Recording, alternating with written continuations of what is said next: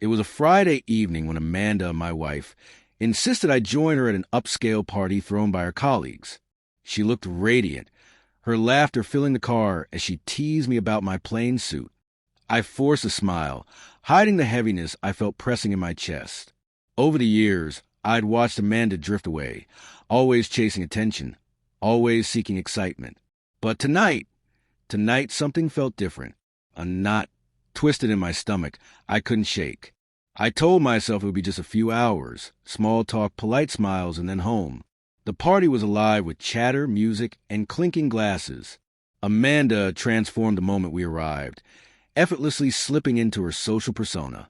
She laughed loudly, turning heads, captivating everyone, as she always did.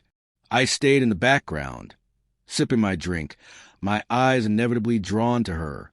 And then I saw it, the way she interacted with one man in particular. Too intimate, too knowing. Their hands brushed more than once. Their eyes shared private jokes. My pulse spiked. She laughed at something he said, her hand lingering on his arm.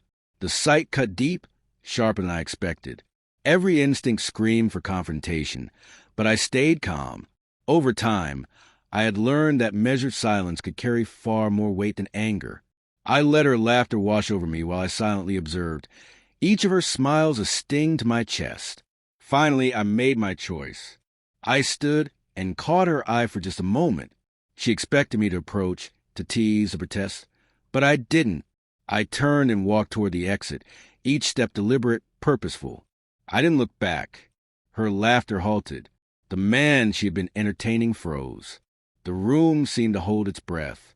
Outside, the cool evening air felt like freedom. I drew it in deeply, letting my anger transform into clarity. Moments later, Amanda followed, calling after me, her voice laced with nervous laughter. I said nothing. My silence spoke volumes.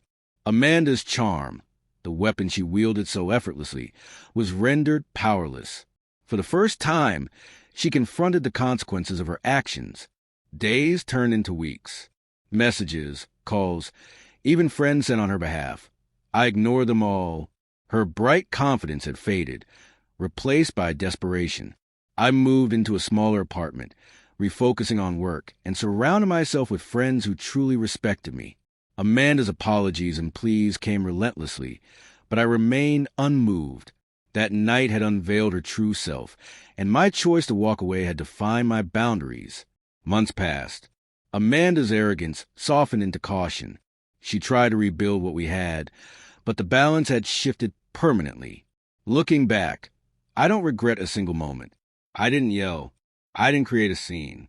My quiet exit spoke louder than any argument could.